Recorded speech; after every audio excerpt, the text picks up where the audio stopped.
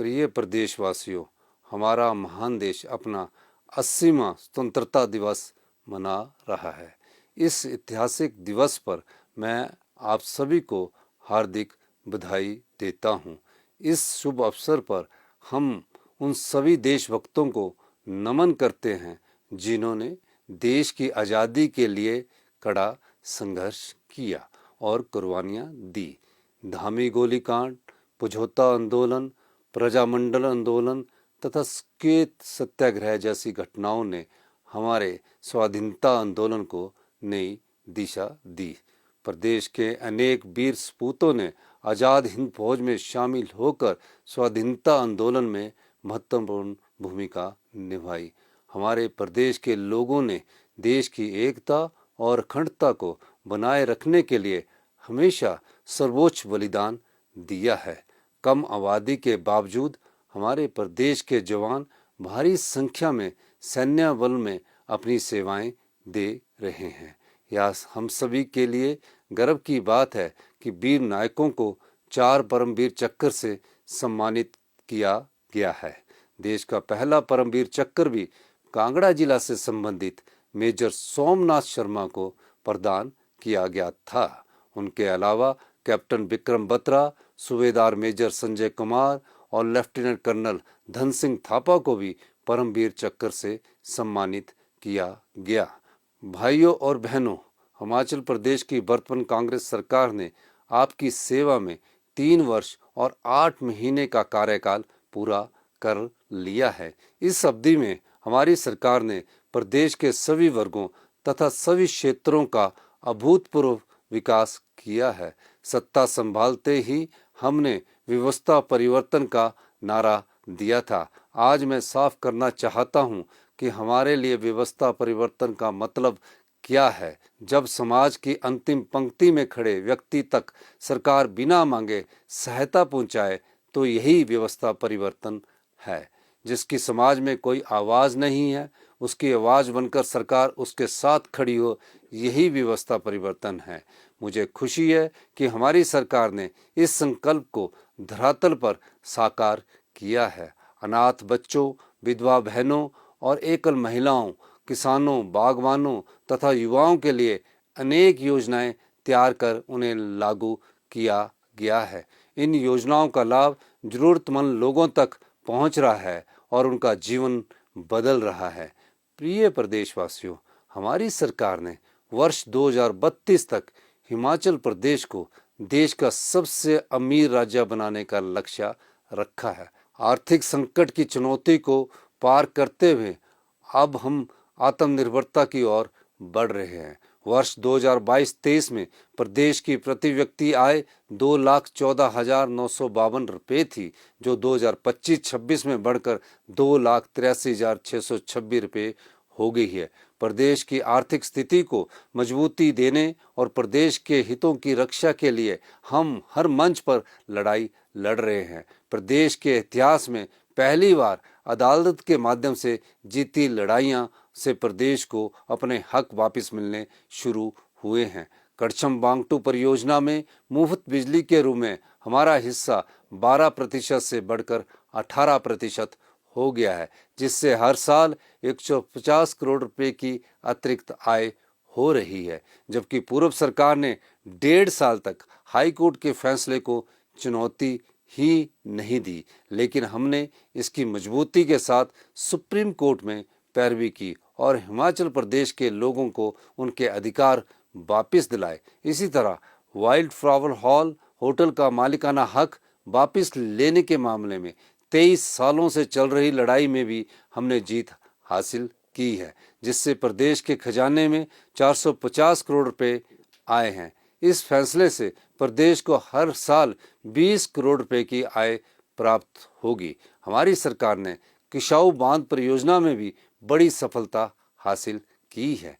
इस परियोजना का काम पूरा होने पर हिमाचल को बिजली के रूप में हर साल 100 करोड़ यूनिट बिजली की हिस्सेदारी मिलेगी, जिससे प्रदेश को लगभग 600 करोड़ रुपए की सालाना आमदनी होगी। पिछली भाजपा सरकार ने इस मामले में प्रदेश के हितों के साथ समझौता किया था। अगर मैं इस मामले में सख्त रुख नहीं अपनाता तो राज्य पर 800 करोड़ रुपए का बोझ पड़ता।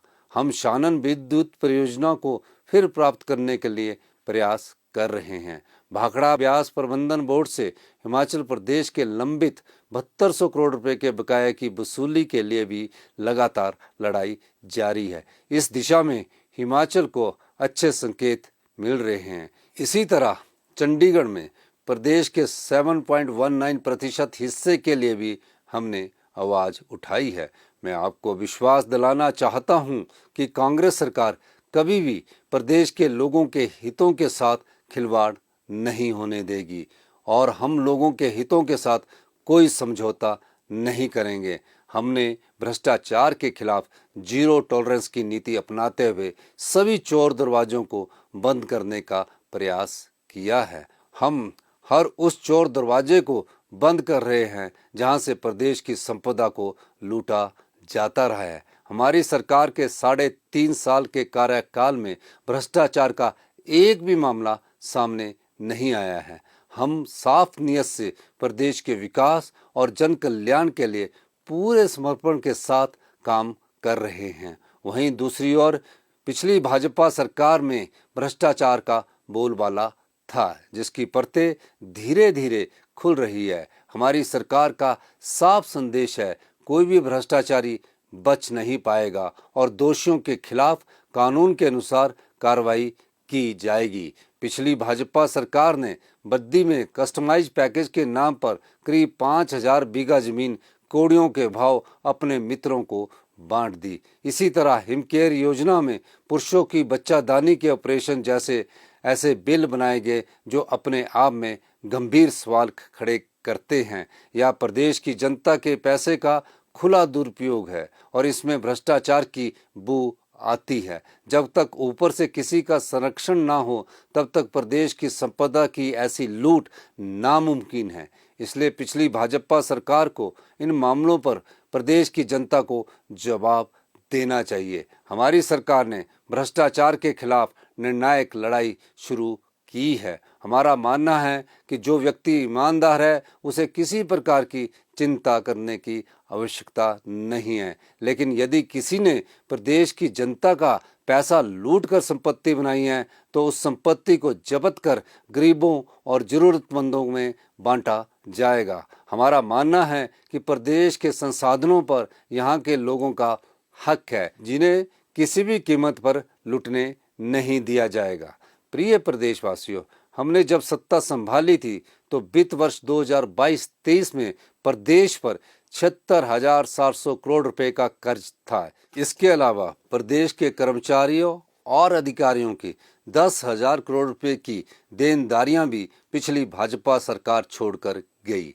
लेकिन हमारी सरकार ने प्रदेश के संसाधनों को बढ़ाया और हिमाचल को आत्मनिर्भर बनाने की दिशा में कदम उठाए। 16वें वित्त आयोग ने वर्ष 1952 से संविधान के आर्टिकल 275/1 के अंतर्गत प्रदेश को मिल रही 8 से 10,000 करोड़ रुपए के आरडीजी को बंद कर दिया। केंद्र सरकार का इरादा था कि हमारा राज्य इस आर्थिक संकट से उभर नहीं सके, लेकिन मुझे यह बताते हुए खुशी हो रही है कि प्रदेश इस वित्तीय संकट से बाहर आ चुका है। हमारे प्रयासों से आज प्रदेश आत्मनिर्भरता की राह पर आगे बढ़ रहा है। यह बहुत खेद की बात है कि केंद्र सरकार के नेता बार बार यह टिप्पणी करते हैं कि हमारी सरकार कर्मचारियों और पेंशनरों का वेतन नहीं दे पा रही है। मैं साफ शब्दों में उन्हें कहना चाहता हूं कि वित्तीय अनुशासन लाने के लिए ऐसा सिर्फ एक बार 6 दिनों के लिए किया गया था। हिमाचल प्रदेश अब अपने पांव पर खड़ा हो चुका है। मैं उन्हें यह भी बताना चाहता हूं कि 65 से 70 साल के पेंशनरों का पूरा एरियर हमने दे दिया है और धीरे धीरे बाकी बकाया भी दे दिया जाएगा। भाइयों और बहनों, यह पहली बार है कि हमारी सरकार ने ग्रामीण अर्थव्यवस्था को मजबूती प्रदान करने का दृष्टिकोण अपनाया है। पहली बार अच्छी शिक्षा के लिए घर के नज़दीक सीबीएसई स्कूल शुरू करने की पहल की गई है। प्रदेश के 156 सरकारी स्कूलों में सीबीएसई पैटर्न लागू किया गया है, जिससे सरकारी स्कूलों में बच्चों की संख्या बढ़ी है। अब तक 24,000 से अधिक बच्चों ने प्राइवेट स्कूलों को छोड़कर सीबीएसई स्कूलों में दाखिला लिया है। इन स्कूलों में प्रदेश सरकार केवल 2,000 फीस ले रही है, जबकि प्राइवेट सीबीएसई स्कूलों में 50,000 से अधिक फीस वसूली जाती है। सीबीएसई स्कूलों में 80% मेरिट के साथ अध्यापक चयनित होकर आए हैं। अब वो दिन दूर नहीं जब सरकारी कर्मचारी भी अपने बच्चों को सरकारी स्कूलों में पढ़ाएंगे। ग्रामीण अर्थव्यवस्था तब मजबूत होगी जब गांव में रहने वाले मेरे भाई बहन घर पर ही 20 से 30,000 रुपये कमाएंगे। प्रदेश के इतिहास में पहली बार गाय के दूध का खरीद मूल्य 61 रुपये प्रति लीटर और भैंस के दूध का मूल्य 71 रुपये प्रति लीटर किया गया है। कांगड़ा जिला के ढगवार में प्रदेश का पहला ऑटोमेटेड मिल्क प्लांट 250 करोड़ रुपए की लागत से इस साल दिसंबर में काम करना शुरू कर देगा, जहां प्रतिदिन 1.5 लाख लीटर दूध की प्रोसेसिंग शुरू होने से हजारों दूध उत्पादकों को लाभ होगा। इस प्लांट के शुरू होने से कांगड़ा, चंबा, हमीरपुर, बिलासपुर, ऊना और मंडी जिला के हजारों किसान आर्थिक रूप से समृद्ध बनेंगे। हमारी सरकार ने नए होम स्टे बनाने के लिए ब्याज पर सब्सिडी योजना आरंभ की है। नए होम स्टे और मौजूदा होम स्टे में सुधार के लिए 5 करोड़ रुपए के निवेश तक शहरी क्षेत्रों में 3%, ग्रामीण क्षेत्रों में 4% तथा जनजातीय क्षेत्रों में 5% ब्याज सब्सिडी दी जा रही है। प्रदेश सरकार ने प्राकृतिक खेती को बढ़ावा देने के लिए राजीव गांधी प्राकृतिक खेती स्टार्टअप योजना शुरू की है। प्राकृतिक खेती से उगाए गेहूं पर समर्थन मूल्य बढ़ाकर 80 रुपये किया है। वहीं मक्की का समर्थन मूल्य 50 रुपये और कच्ची हल्दी का समर्थन मूल्य 150 रुपये प्रति किलोग्राम किया गया है। पांगी को राज्य का पहला प्राकृतिक खेती उपमंडल घोषित कर दिया गया है। वहां के जौ को 80 रुपये समर्थन मूल्य दिया गया है। बड़ा बंगाल को भी हमने प्राकृतिक पंचायत का दर्जा दिया है। पहली बार अदरक के लिए 30 रुपये प्रति किलोग्राम का समर्थन मूल्य घोषित किया गया है। हमारी सरकार ने राजीव गांधी स्वरोजगार स्टार्टअप योजना के चौथे चरण के अंतर्गत ग्रामीण क्षेत्रों में बस सेवाएं बढ़ाने के लिए डीजल बसों की खरीद पर 30% और इलेक्ट्रिक बसों पर 50% सब्सिडी देने का निर्णय लिया है। इससे लोगों को बेहतर परिवहन सुविधाएं मिलेगी और युवाओं को स्वरोजगार के अवसर प्राप्त होंगे। हम प्रदेश के अति निर्धन लोगों के लिए अपना परिवार सुखी परिवार योजना शुरू करने जा रहे हैं। हिमाचल सरकार ने एसडीएम और वीडियो के माध्यम से अति गरीब परिवारों का चयन करवाया। हैरानी की बात यह है कि प्रदेश में 85,000 परिवार ऐसे हैं जो कभी बीपीएल में आए ही नहीं और इन्हें किसी सरकारी योजना का लाभ भी नहीं मिला। अब तक 1,80,000 अति निर्धन परिवार चिन्हित किए गए हैं, जिनमें 2,50,000 महिलाएं ऐसी है जिनकी आयु 21 वर्ष से अधिक है। हम इन सभी महिलाओं को इंदिरा गांधी प्यारी बहना सुख सम्मान निधि योजना के अंतर्गत 1500 रुपया प्रति माह की सम्मान राशि देंगे, चाहे एक परिवार में 3 पात्र महिलाएं या इससे अधिक महिलाएं भी क्यों ना हो। इसके साथ इन परिवारों को हर महीने 300 यूनिट मुफ्त बिजली और जिनके पास पक्के मकान नहीं है उन्हें प्राथमिकता के आधार पर पक्के मकान बनाने के लिए आर्थिक मदद दी जाएगी। हमारी सरकार ने मछुआरों के कल्याण के बारे में भी गहराई से सोचा और जलाशयों में मछली पर रॉयल्टी को घटाकर 1% किया गया।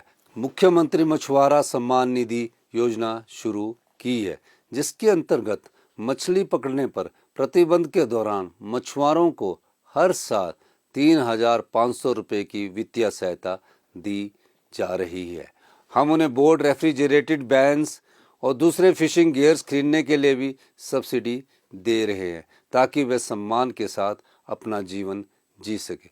किसानों के साथ साथ बागबानों को समृद्ध बनाना भी हमारी सरकार का लक्ष्य है। हमारा राज्य देश की पहली बागवान नीति लागू करने जा रहा है, जिससे लगभग 82,200 लोगों को रोजगार मिलने की संभावना है। सेब के लिए यूनिवर्सल कार्टन को जरूरी बनाए जाने से हजारों बागवान को बेहतर दाम मिलने शुरू हुए हैं और उनका शोषण बंद हुआ है। सेब उत्पादकों को लाभ पहुंचाने के लिए शिमला जिला में पराला और ढली मंडी, धर्मशाला की पासू मंडी जैसे प्रमुख परिसरों का विकास किया जा रहा है।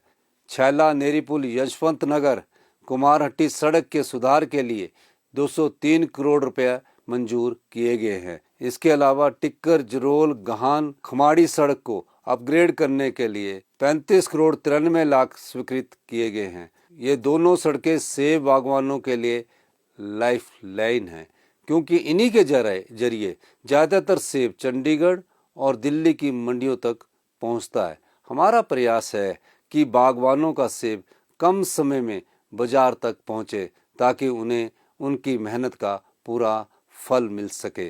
प्रिय प्रदेशवासियों, हमारे बच्चों को अच्छी शिक्षा मिले यह सरकार की प्राथमिकता है। हमारी सरकार इस क्षेत्र में व्यवस्था परिवर्तन कर रही है, जिसके कारण प्रदेश ने 100% साक्षरता हासिल की है।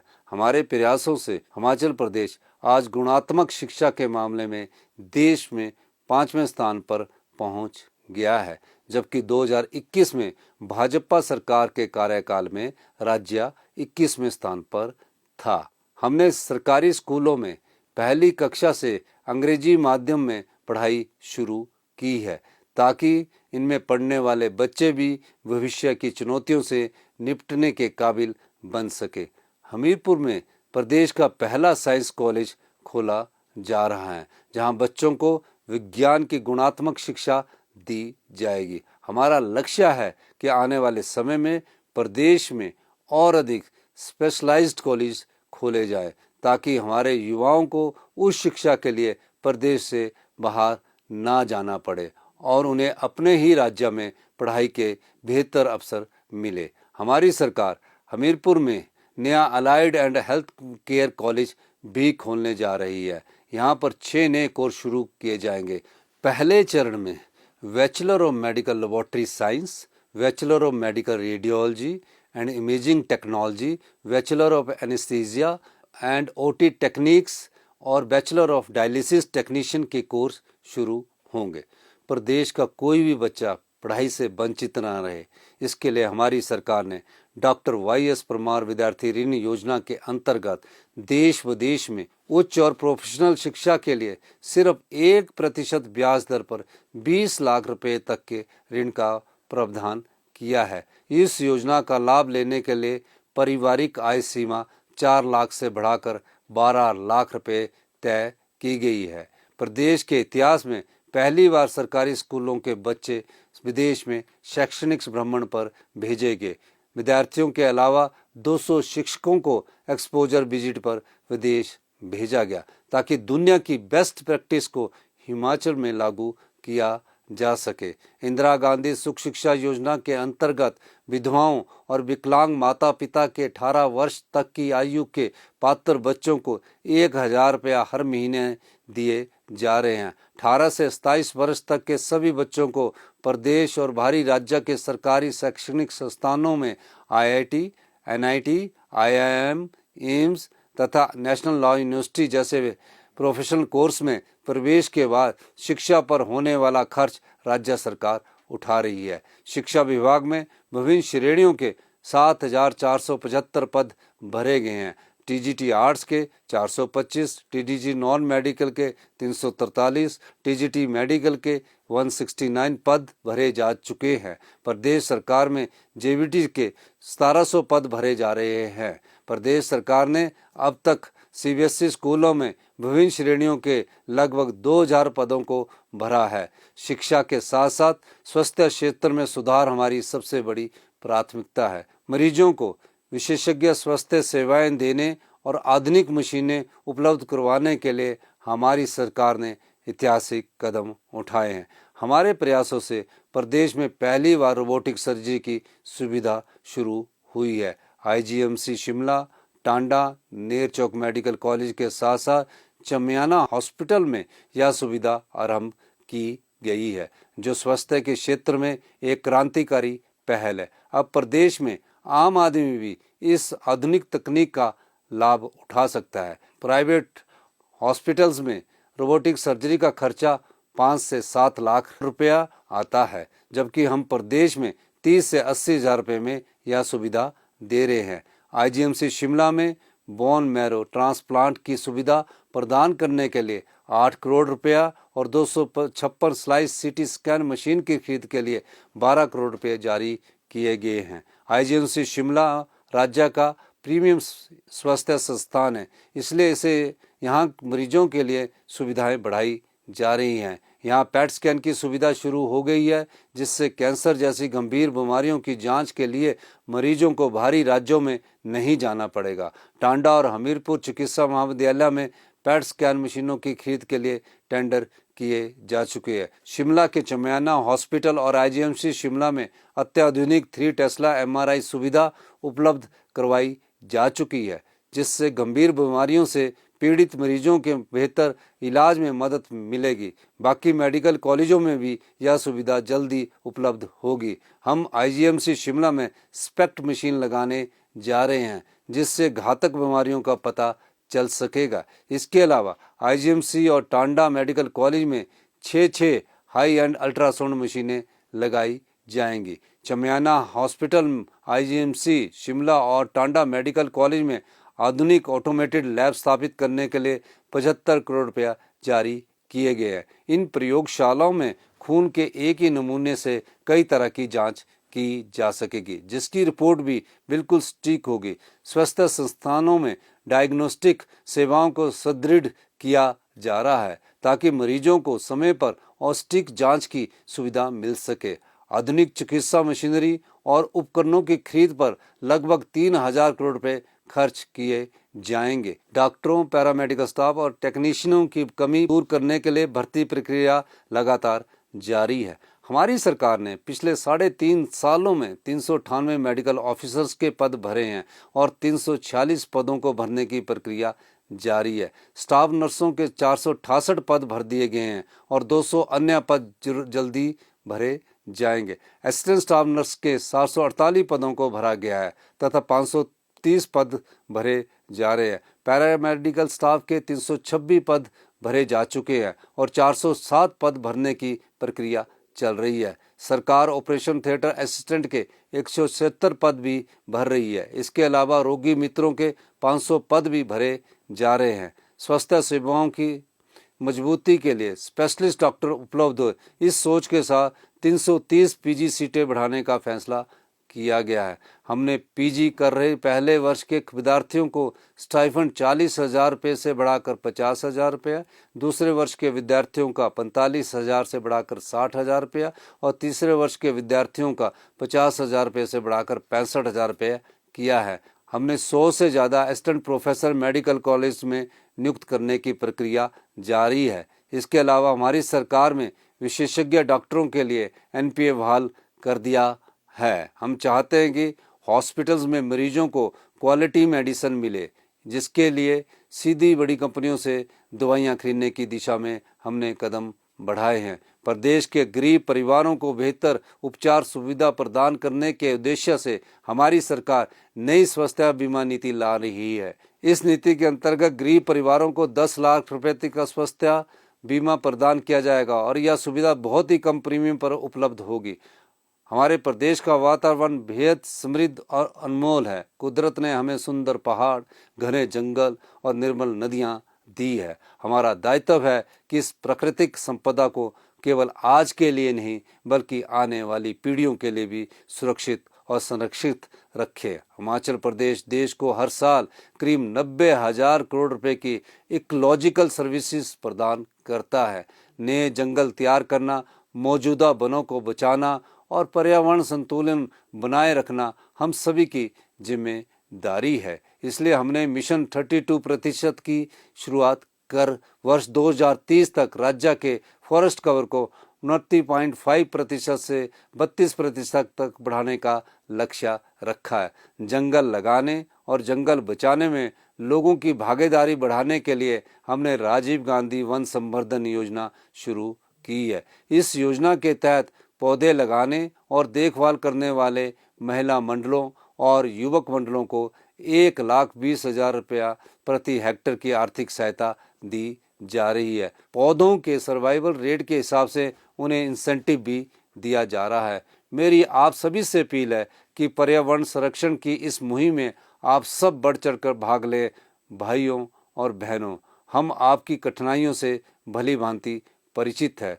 गुड गवर्नेंस की ओर कदम बढ़ाते हुए हमने प्रदेश में पहली बार तहसील और उप तहसील स्तर पर विशेष राजस्व लोक अदालतों का आयोजन कर लोगों को कई सालों से लंबित मामलों का निपटारा किया है। अब तक इंतकाल के 5,44,000, तकसीम के 36,870, निशानदेही के 63,000 और दुरुस्ती के 19,890 मामलों का समाधान किया जा चुका है। ऐसा प्रदेश के इतिहास में पहली बार हुआ है। इससे लोगों को सरकारी दफ्तरों के बार बार चक्कर काटने से राहत मिली है। अब सरकारी अधिकारी और कर्मचारी खुद चलकर आम आदमी के पास पहुंच रहा है। हमारी सरकार गरीबों की समस्याओं को करीब से समझने और उनका समाधान करने के लिए गांव तक पहुंच रही है। मैंने खुद बड़ा बंगाल का दौरा किया और रात में रुका भी।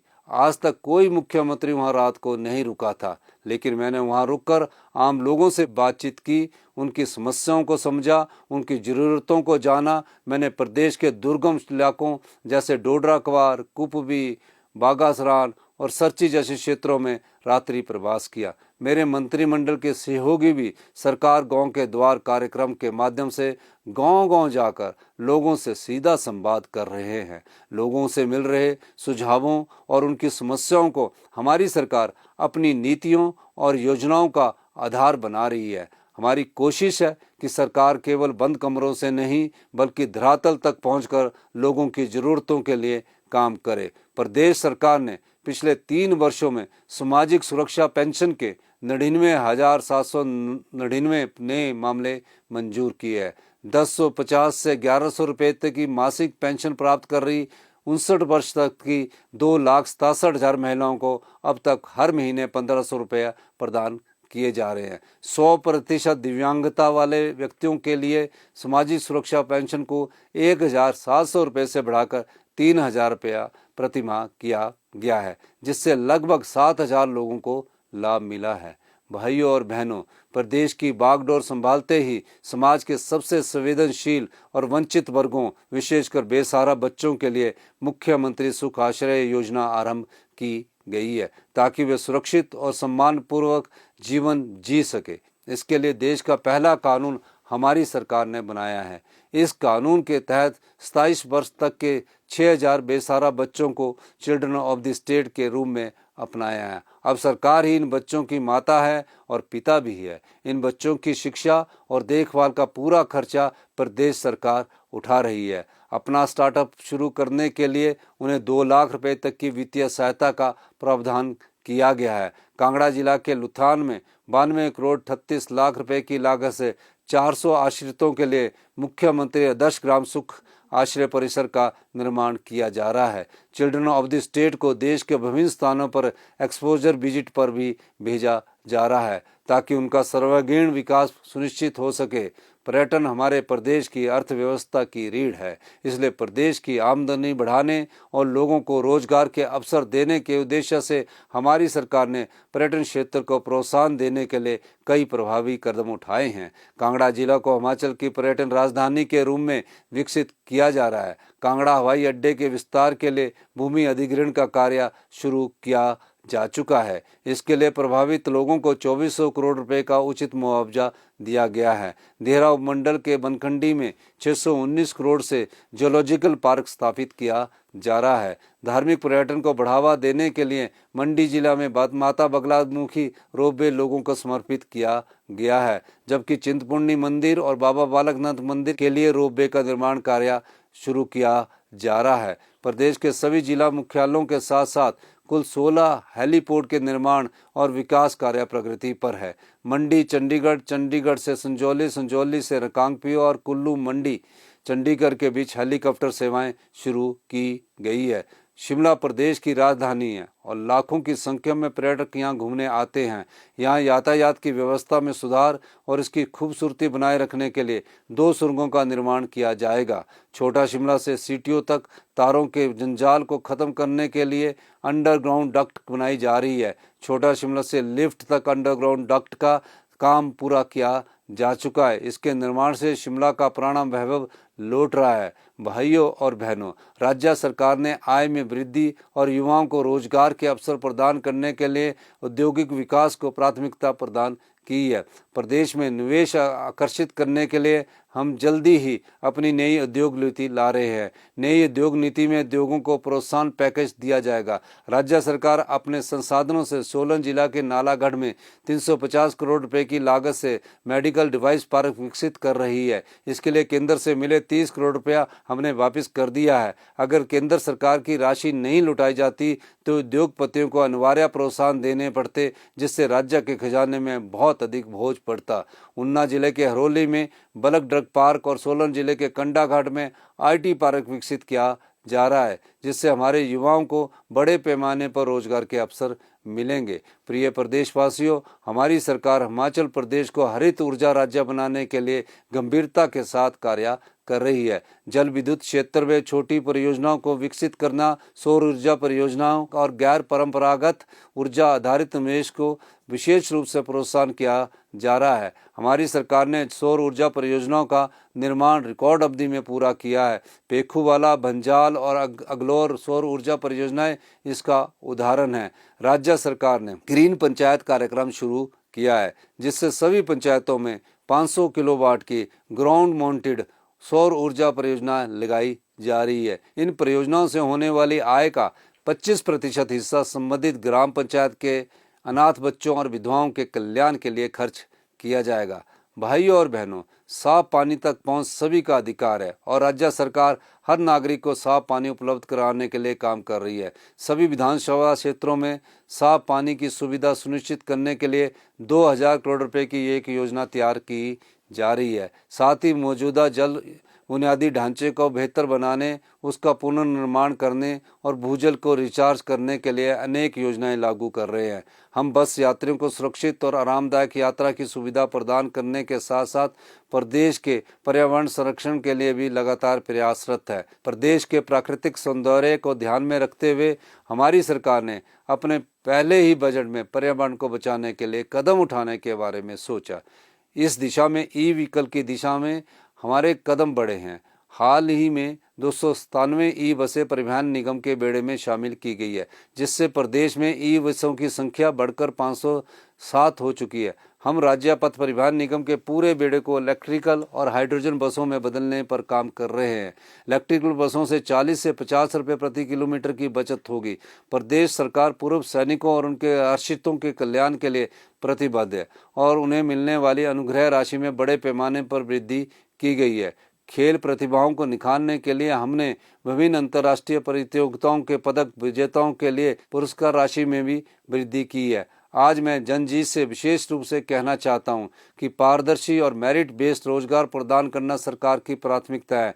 हमने सरकारी क्षेत्रों में हजारों युवाओं को रोजगार प्रदान किया है।